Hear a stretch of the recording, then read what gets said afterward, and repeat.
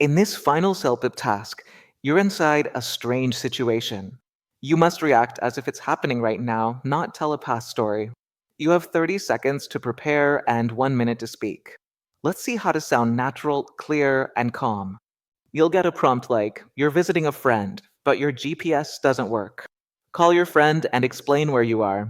So, you speak in the present, describing what you see and what you're doing. In half a minute, decide where you are, what's wrong, and what you'll do. Think of your first line, for example, "Hi, I'm trying to find your house, but my GPS isn't working." This simple order keeps your answer logical and realistic, just like a real phone call. These are perfect CELPIP phrases. They show you can react instantly in English using the right tenses.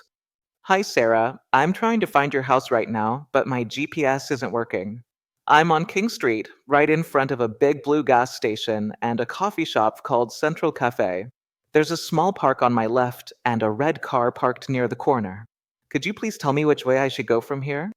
I'll wait next to the coffee shop so you can find me easily. Thanks so much. I really appreciate your help." This formula fits any situation. You just swap the details and keep your timing smooth. These are your go-to words to sound fluent and precise when describing where you are.